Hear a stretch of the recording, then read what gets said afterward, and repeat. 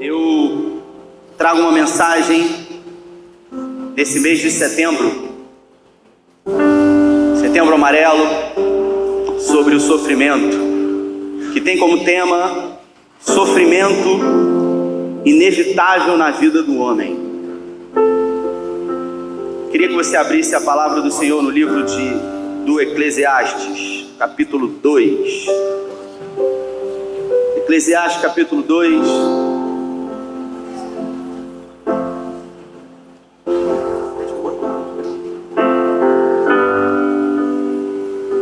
E eu queria falar sobre sofrimento.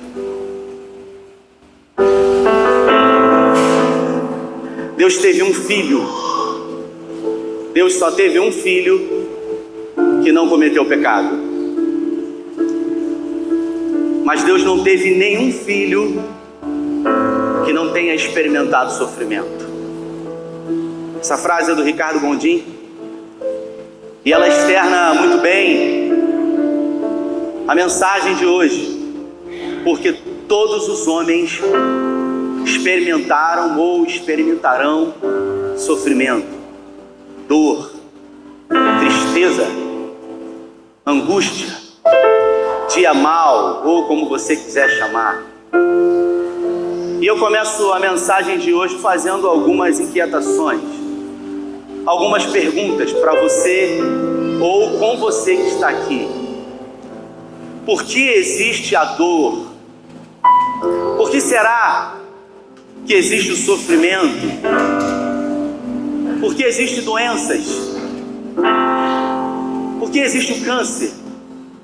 E dependendo do estágio que se descubra, não se tem mais volta. Independente do dinheiro que se tenha. Por que existe dor, angústia? Por que existe fome? Por que existe desigualdade? Por que crianças que deveriam ser amadas e cuidadas, elas são violentadas? Por que o ímpio prospera e o justo padece, como Asaf disse no Salmo 73? Por que existe tanto sofrimento, tanta corrupção, tanta ganância, tanto ódio?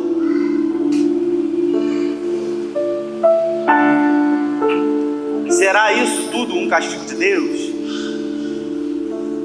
Onde está Deus diante de tanta dor? Por que pessoas boas morrem e pessoas ruins estão aí? E o ditado popular é que o vaso ruim não quebra. Por que existe a morte? Por que existe o pecado? Por que existe a maldade? Por que existe a fome? Por que existe o medo? Por que existem tantas impossibilidades? Será Deus bom de verdade? Ou será Ele um carrasco da humanidade, fazendo o que deseja? Teria Deus prazer no sofrimento humano? Teria Deus prazer em lágrimas derramadas por você? São perguntas das quais muitas vezes permeiam a nossa alma. Um filósofo grego que viveu 300 anos antes de Cristo, chamado Epicuro, ele trouxe uma inquietação que até os dias de hoje é totalmente relevante para os teístas. Ou Deus é bom e não é todo poderoso, ou Deus é todo poderoso, mas não é bom. Porque sendo bom e todo poderoso, jamais permitiria a dor e o sofrimento humano. São inquietações, são impedidores da chamada felicidade, do senso comum. E o que é a felicidade? O homem, ele, desde o dia em que nasce até a sua morte, ele vive uma busca. Ele vive uma busca incessante pela felicidade, pela completude. E o que é a felicidade para você? O que é a felicidade para mim? Talvez para quem tem vivido dias difíceis financeiros, a felicidade, quem sabe, seria a estabilidade financeira. Para a mãe que tem um filho hoje nas drogas, a felicidade seria a libertação do seu filho. Talvez para você que o seu casamento está destruído, a felicidade para você seria um consenso. Para o doente, a felicidade, sem sombra de dúvidas, é a cura. Para quem está com câncer e num estado avançado, e o médico disse: o que podemos fazer é só promover um conforto, nada mais do que isso. A felicidade seria a cura.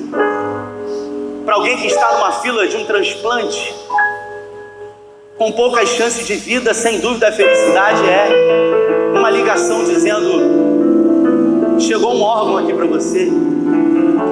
Para quem está com uma bolsa colostômica, a felicidade é a cura. Para quem se encontra numa cadeira de rodas, a felicidade seria a possibilidade de se pôr de pé e andar. Para você que está com a empresa quebrada, a felicidade seria talvez uma solução. Dias de dores, de impossibilidades. Para quem perdeu alguém que amou muito, a felicidade seria ter esse alguém de volta.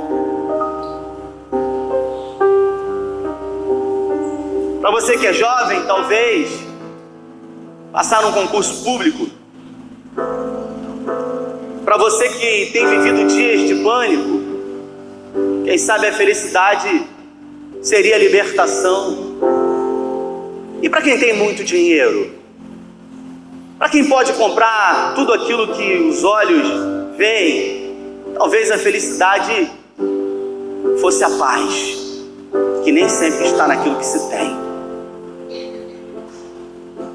Para as pessoas que têm o desejo de controlar tudo, a felicidade, sem dúvida alguma, seria o controle não só de si, mas principalmente do outro. A verdade é que nós não temos controle sobre nada. Nós não temos controle nenhum sobre nada, sobre a nossa vida, que será a vida do outro. Eclesiastes, capítulo 2. Eu queria ler o texto. E Salomão escreveu isso aqui.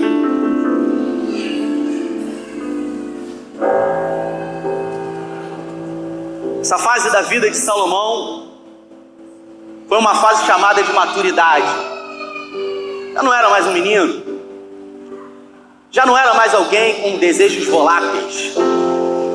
Era alguém que já sabia, alguém vivido, alguém que havia compreendido a vida, alguém que havia feito muitas coisas, mas alguém que nesse momento a vida não fez muito sentido. Na verdade, quando escreveu isso aqui, ele passou a odiar a vida. E no versículo 9, eu vou ler a tradução da Bíblia Mensagem, do Eugene Peterson. Está escrito assim: e como prosperei, deixei para trás todos os meus antepassados em Jerusalém, mas nunca abri mão da sabedoria. Tudo que desejei eu tive. Nunca me neguei nada. Fiz tudo o que deu na telha. Não estava nem aí. Queria sentir prazer em tudo o que fazia. Essa era a minha única recompensa depois de um dia de trabalho sofrido. Então, Parei de pensar em tudo que fiz, todo aquele trabalho suado e sofrido. Mas quando caí na real, vi que tudo era um vazio só. Era nadar contra a maré. Nada vale a pena nessa vida. Depois tentei descobrir a diferença entre a sabedoria e a insensatez. O que fica para ser feito pelo próximo rei? Que tarefa difícil. Você só faz o que pode. Ponto final. Mas eu realmente vi que a sabedoria é melhor do que a insensatez.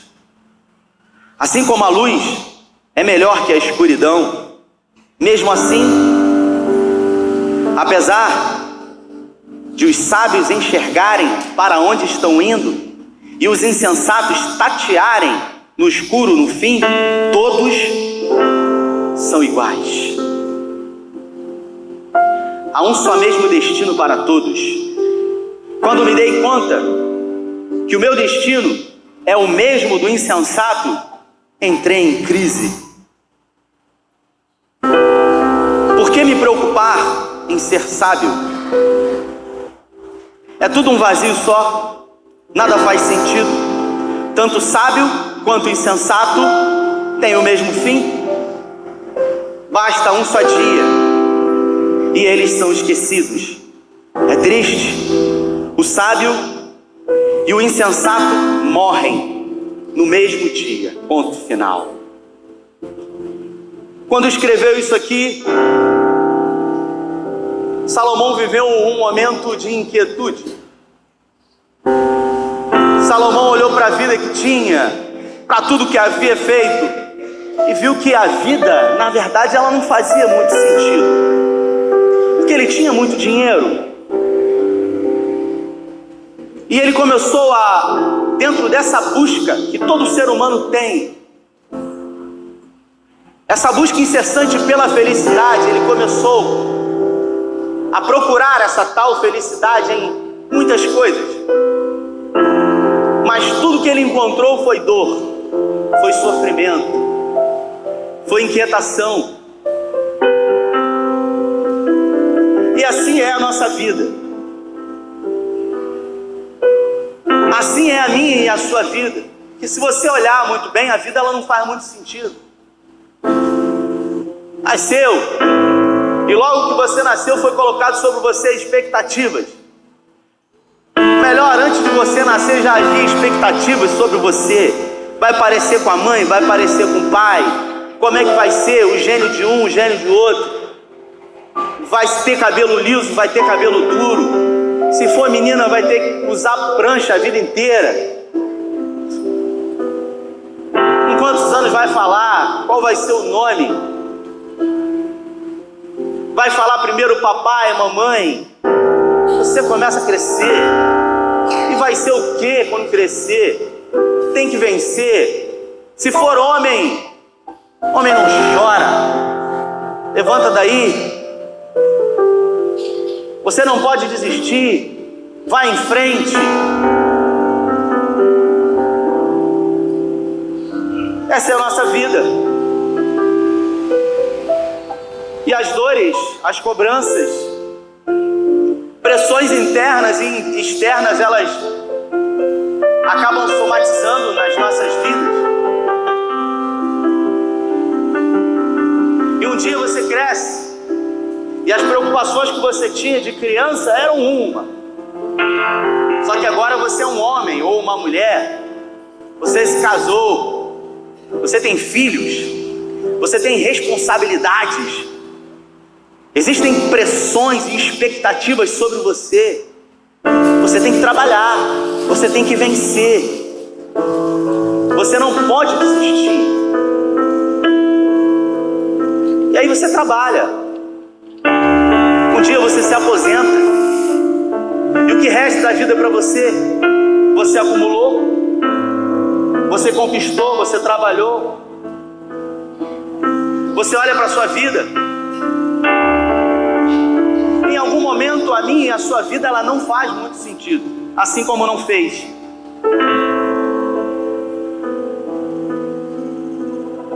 E muitas pessoas olham para você e desejam ser você. Não sei se você sabe disso, mas tem gente que olha para você e queria ser você. Tem gente que olha para mim e queria ser eu. Talvez desse tudo para ser quem eu sou ou para ser quem você é. Talvez pela família que você tenha, talvez pelas posses que você tenha, pelos filhos, pela relação que você tem com os seus filhos, pela profissão que você tem. Tem gente que tem inveja de você, olha para a sua vida e acha que é a melhor vida do mundo, só que na verdade não sabe de nada, porque quem conhece por trás desse sorriso seu somente é Deus. Talvez nem a sua esposa, nem o seu marido conheçam as suas crises, as dores profundas que existem dentro da sua alma, os guetos existenciais. Só são colocados para fora em tempos de crise, talvez num quarto, com a porta fechada.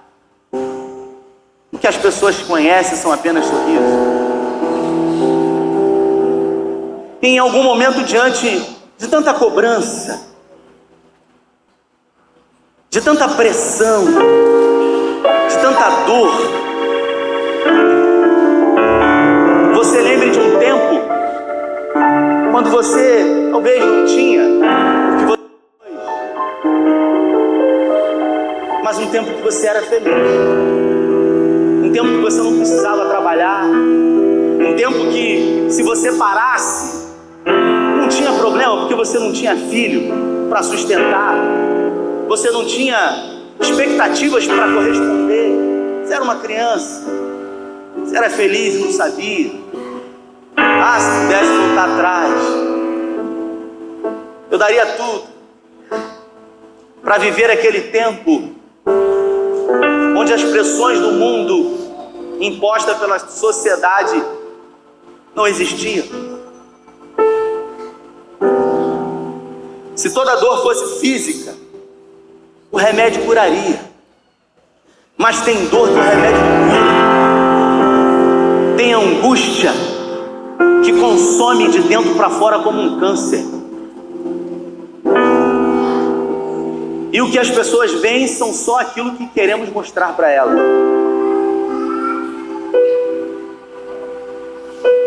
O ser humano, ele está disposto a fazer qualquer coisa para evitar o sofrimento dele. E principalmente, o sofrimento daqueles que ele ama. Sabe por quê? Você que é pai, você que é mãe, você é capaz de fazer tudo para que o seu filho não passe pelo que você passou. Eu vou fazer de tudo para o meu filho não passar pelo que eu passei.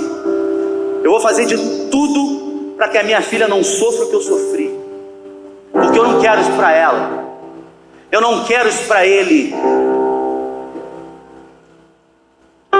E com isso a gente acaba querendo impedir o sofrimento, a dor de quem amamos. Eu posso deliberar uma palavra para você e fazer você sofrer, mas quer fazer alguém sofrer ainda mais, é fazer alguma coisa com quem você ama. O professor Luiz está aqui, pai de Luciano Armstrong. E eu posso ofender o senhor com os seus cabelos brancos, mas eu não tenho dúvida de que se eu fizer alguma perversidade com o seu filho Luciano, isso vai produzir muito mais dor do que se eu fizer ao Senhor. Por isso zelamos em preservar aqueles que amamos. Mas o que o sofrimento produz dentro de nós? O que realmente o sofrimento produz dentro de nós? E mais, onde está Deus diante desse sofrimento? Onde está Deus quando as crianças sofrem? quando existe abandono, quando crianças são violentadas,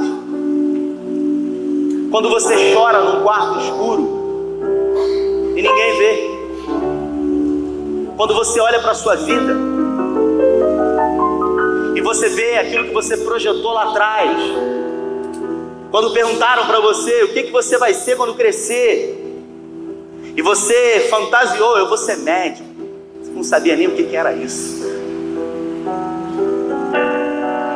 E você olha para a sua vida, para a sua profissão hoje, e você está tão longe daquilo que um dia você idealizou. Talvez a sua opção profissional hoje não é o que você gosta de fazer. Talvez você esteja numa profissão que você odeia. E hoje é domingo. Hoje é fim de domingo. E amanhã começa tudo de novo. Mais uma semana vai se arrastar. Ter que ser quem não quer ser. Ter que fazer aquilo que não gostaria de fazer. Ter que conviver com pessoas que não gostaria de conviver. Por que Deus não interfere no sofrimento humano? Sendo Deus conhecedor de todas as coisas, por que não evita o meu e o seu sofrimento? Prevendo o futuro, por que antes Ele não nos avisa, não nos poupa? Se realmente nos ama, por que não livra de nós o mal? São inquietudes, sofrimento. Salomão fez perguntas, o homem mais sábio que já existiu, e não teve respostas para elas.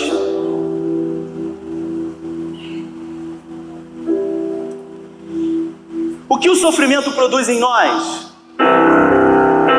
Proteção. Porque o sofrimento, de alguma forma, ele te protege. É provável que em algum momento você já tenha sentido dor.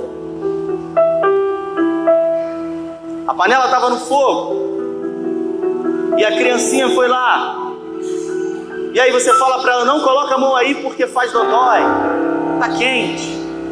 Mas ela não sabe o que é isso.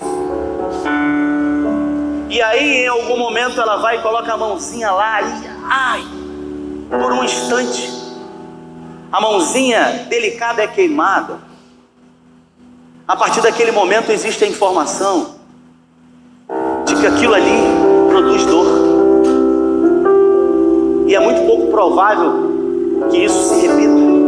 Por isso, o sofrimento ele impede você de sofrer ainda mais. Ele se transforma num limitador na minha e na sua vida. Produz amadurecimento. Porque com o sofrimento você se torna maduro. Você não vive as fantasias. Você entra no mundo de realidade. Você amadurece. Porque a vida é difícil. A vida é dura. E nós, pais, não criamos os filhos para o mundo. Criamos os filhos dentro de uma redoma, evitando que eles sofram. Quando na verdade deveríamos criá-los para o sofrimento. Porque a vida é sofrimento.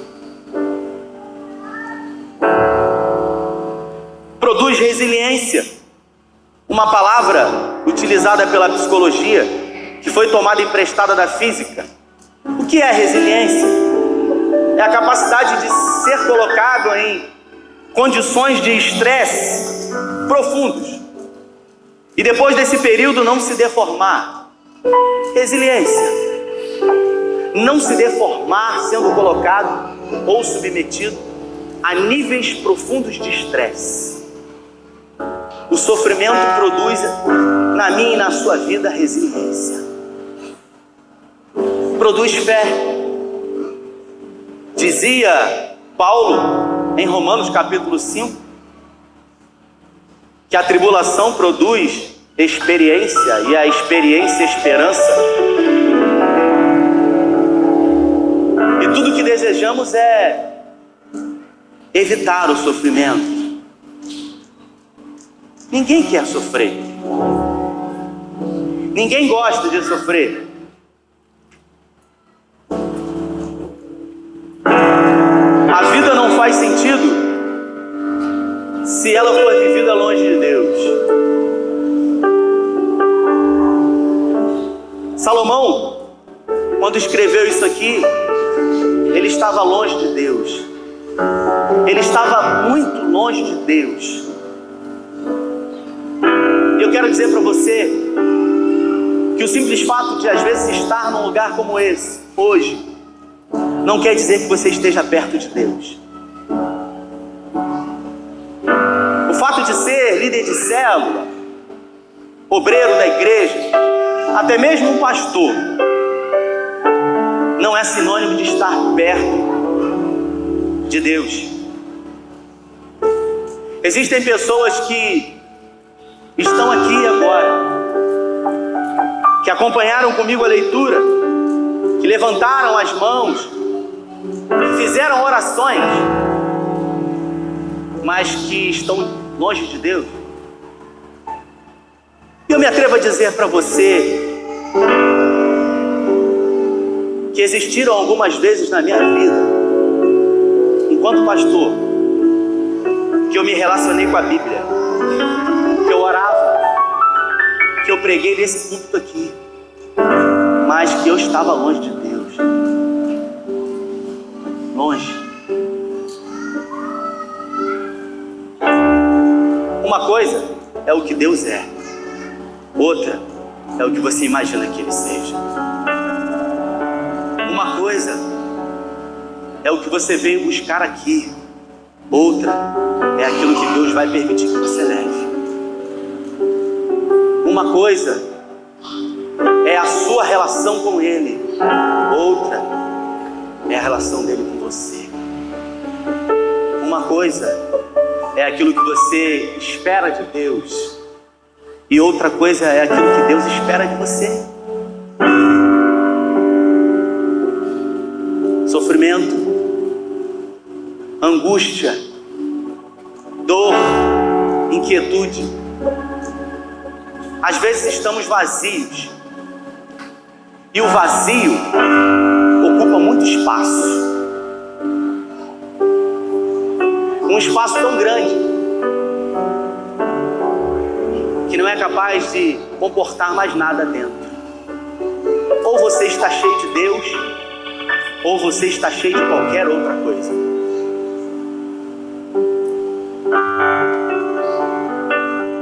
Qual seria o sentido da existência humana?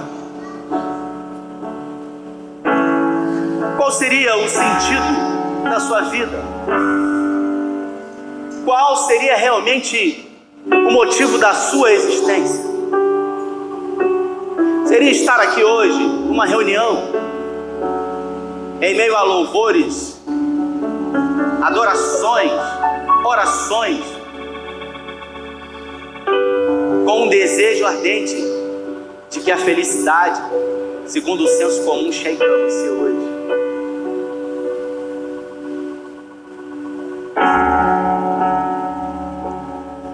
O sentido da vida jamais será encontrado dentro de você. O sentido da sua existência jamais será encontrado dentro de você. Porque nada na criação humana tem a ver somente com você. Nada do que Deus fez, Ele fez exclusivamente para você. Só que às vezes o chamado linguajar evangélico nos coloca num lugar que não é nosso, onde eu sou importante, eu sou especial para Deus. Na verdade, na criação humana, tudo que Deus fez, tudo que Ele é, o propósito maior da sua existência está diretamente ligado a pessoa que está do teu lado. Tudo que Deus fez para essa pessoa que está do teu lado.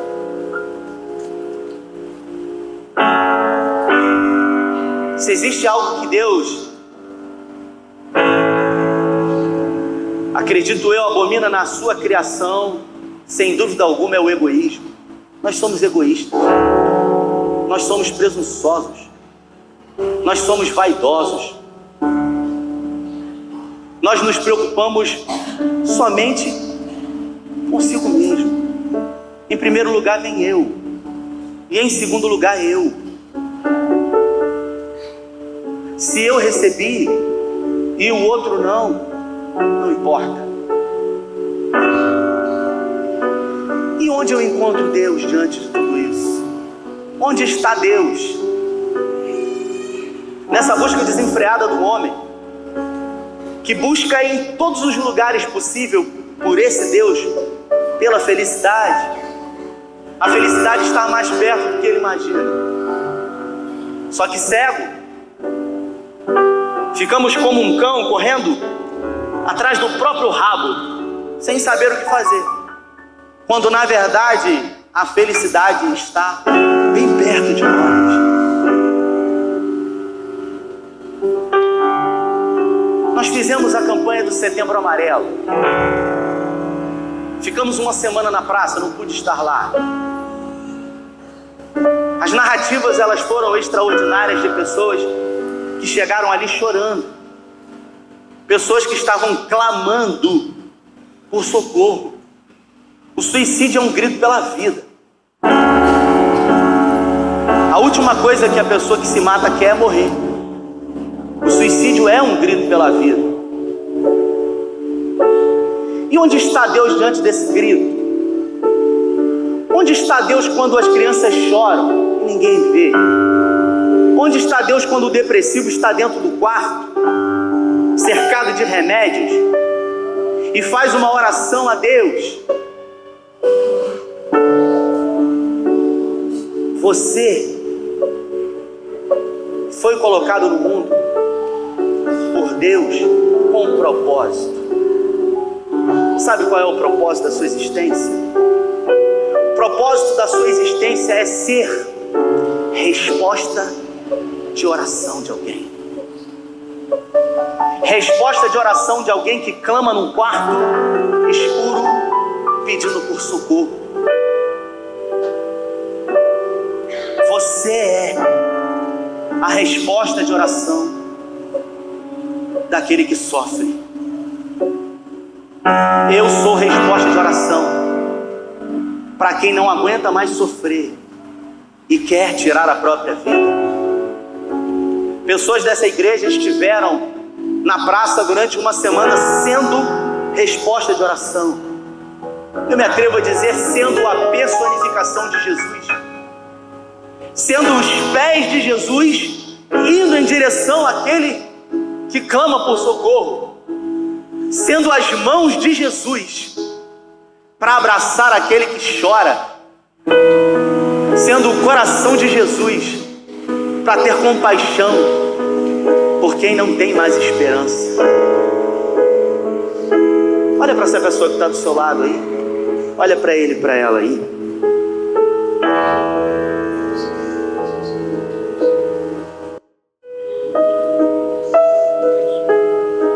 Talvez Deus não tire esse sofrimento seu hoje.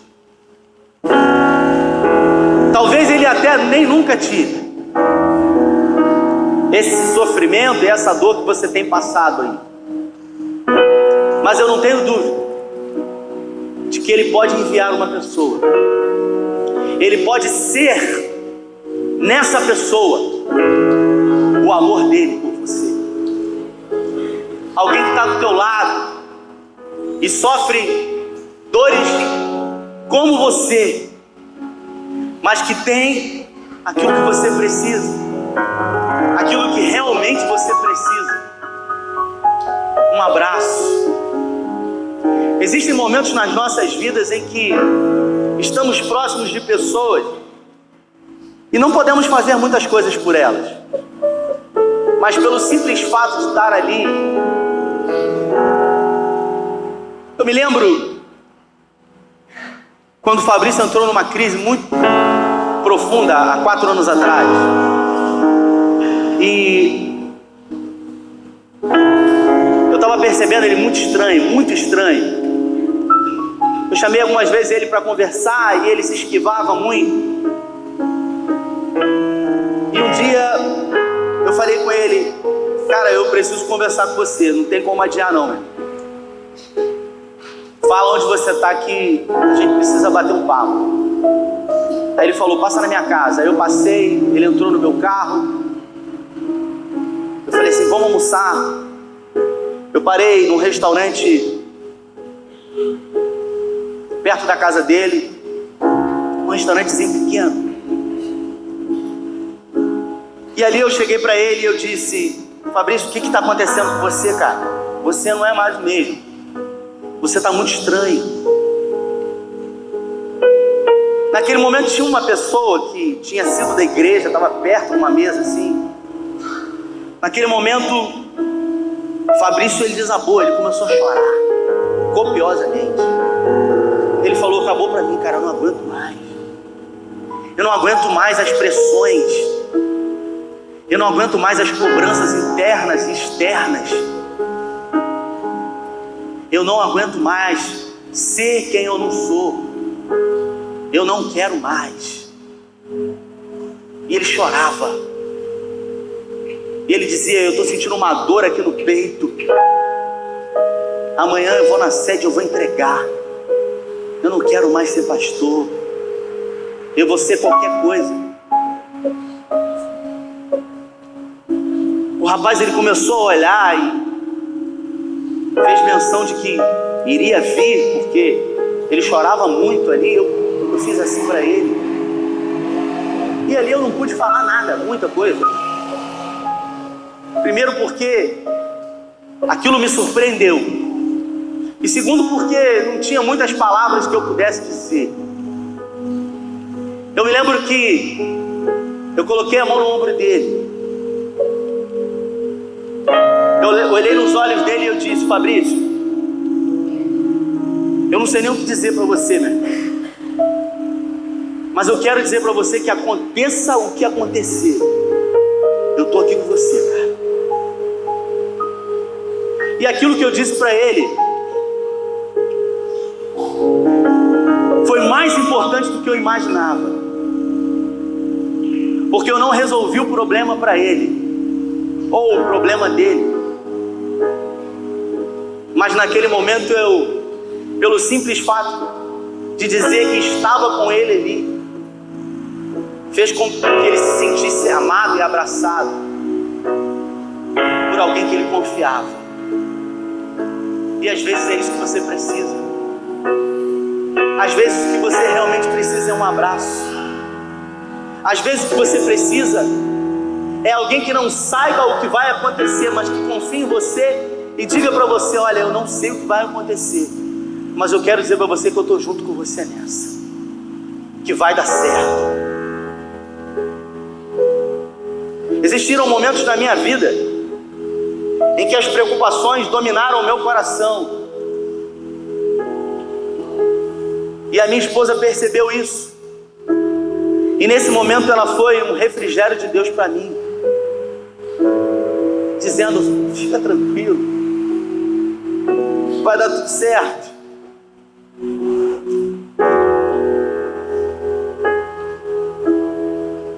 A Bíblia, ela fala exemplo de grandes homens de Deus, de Gênesis e Apocalipse, pessoas que sofreram, pessoas que viveram dores e angústias, pessoas que se sentiram abandonadas.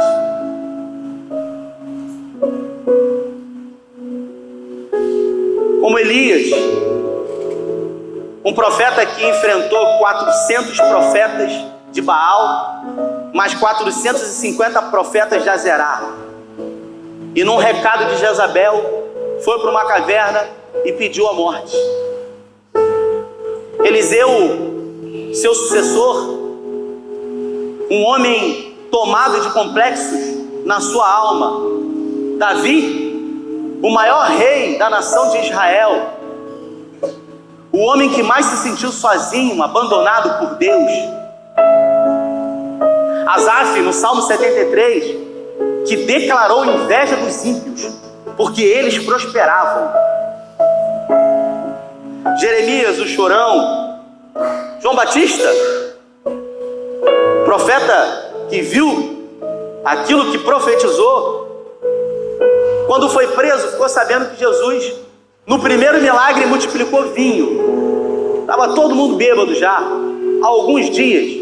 Acabou o vinho e ele multiplicou cerca de 800 litros de vinho, transformou água em vinho. João Batista entrou em crise na cadeia, mandou um recado para Jesus através de seus discípulos, mandando perguntar se realmente ele era o Messias, ou se haveria de vir outro.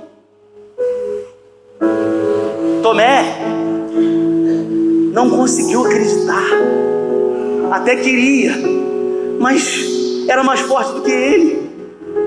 Pedro, uma crise de identidade, alguém que realmente tinha dificuldade. Jesus não ficou fora.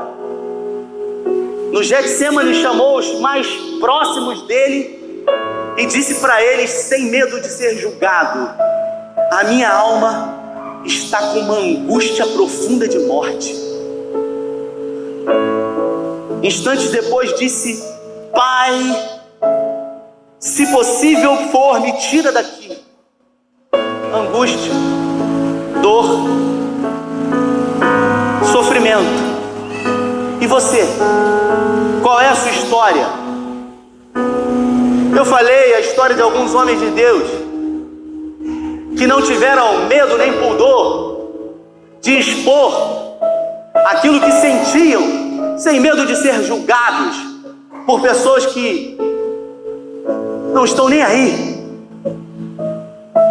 Eu estou bem, é só vitória. Eu sou uma casca. Só você sabe. Só você e Deus sabe. Quando você entra no quarto, fecha a porta e ali você chora diante das impossibilidades da vida, diante dos medos que você tem, diante dos fracassos que você teve, diante das dores que você sofreu. Talvez você ainda esteja nesse barco com a tua família e você diz: se eu ainda estivesse sozinho seria mais fácil, mas eu tenho mulher e filhos, o que eu vou fazer? Eu quero dizer para você uma coisa: Deus nunca perdeu o controle de nada. Deus, ele tem o controle absoluto de todas as coisas. O problema humano é que nós, seres humanos, promovemos reducionismo à nossa vida. Reduzimos a história da nossa vida a momentos circunstanciais de dor. Eu quero dizer para você que está vivendo um dia mau, que tem vivido dias de angústia, dias de dor, de choro, de medo, por pior que seja essa fase da tua vida, eu quero sobretudo dizer para você que vai passar no nome de Jesus. Não existe mal que dure para sempre. Agora, para você que está vivendo um dia bom, tem dinheiro na conta, o casamento está uma maravilha, os filhos estão com saúde, nos estudos estão bem, a prosperidade, a alegria, eu quero dizer para você: não se engane, mais cedo ou mais tarde vai passar, porque não existe momento bom que dure para sempre. A vida do homem, ela é cíclica, assim como as estações do ano, que temos primavera, verão, outono e inverno. A minha e a sua vida também é assim. O nosso desafio é não se deformar. E não deformar a relação entre nós e Deus. Onde está Deus?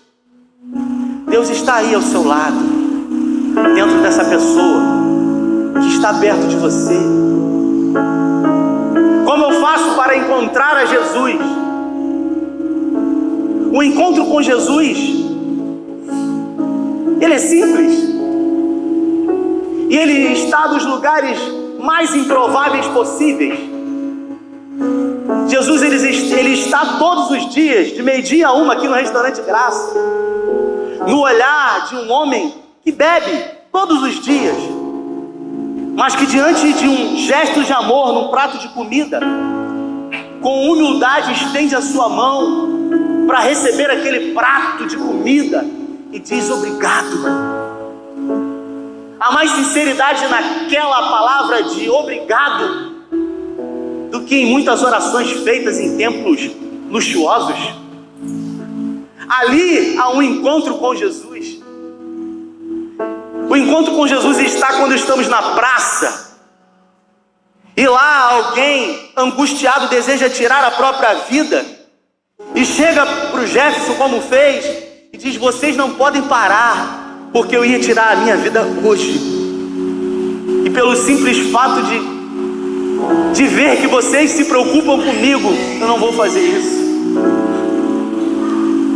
Jesus está nos lugares menos improváveis possíveis. Eu quero dizer para você nessa noite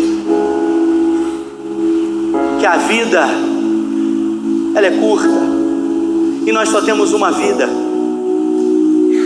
e ela passa. Eu não sei quantos anos você tem, se você tem 15, 18, 25, 30, 40, 50, 65, 70, 92 anos, como a minha avó que está ali.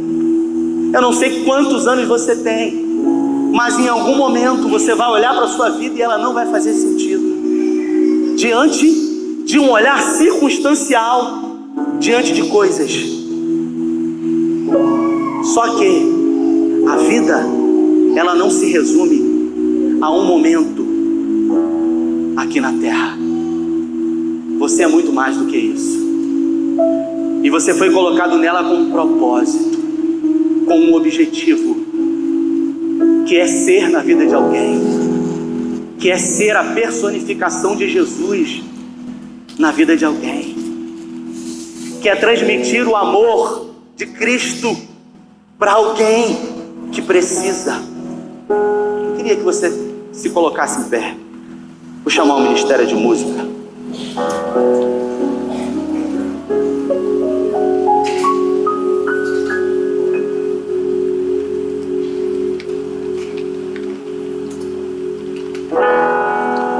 Eu creio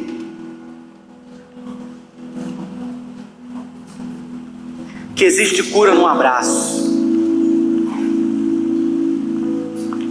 Eu creio que existe cura num sorriso sincero. Eu creio que existe um encontro com Jesus quando eu me encontro com o meu semelhante.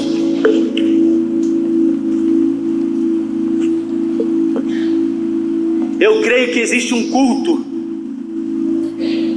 quando eu me reúno aqui com moradores de rua. O sofrimento, ele é passageiro, e o sofrimento não é para matar você, porque fiel é Deus, permitindo ou produzindo a tribulação, delibera também o escape.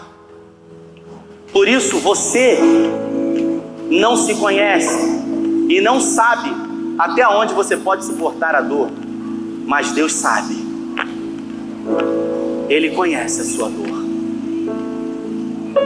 Por isso, quando você chora, quando você clama, talvez a resposta que você gostaria não vem da forma como você pensava, mas vem de uma forma como essa, de uma palavra dele, de um recado dele direto, dizendo: ei, eu não perdi o controle de nada.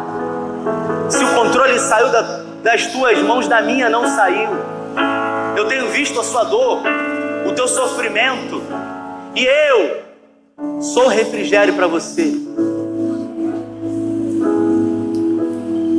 E o que ele faz é enviar um mensageiro dele para que seja na sua vida a sua resposta de oração.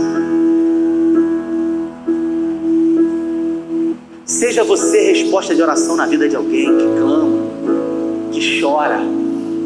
Seja você um amigo que está, Provérbios 17, ame o amigo em todo tempo, que no dia da angústia se transforma num irmão. Ter amigos é ter Jesus perto de você. Ter irmãos é ter a certeza de que Deus enviou reforço para você. Tá difícil, você não tem aguentado. Eu quero dizer para você que vai passar. Deus está ao nosso favor. Ele não perdeu o controle de nada. Ele te ama. A graça dele quer inundar o teu coração e fazer você entender que uma vida aqui na terra necessariamente é uma vida que vai ter sofrimento. Não só sofrimento, mas também dias bons. Como o próprio Salomão disse em Eclesiastes capítulo 7, versículo 14.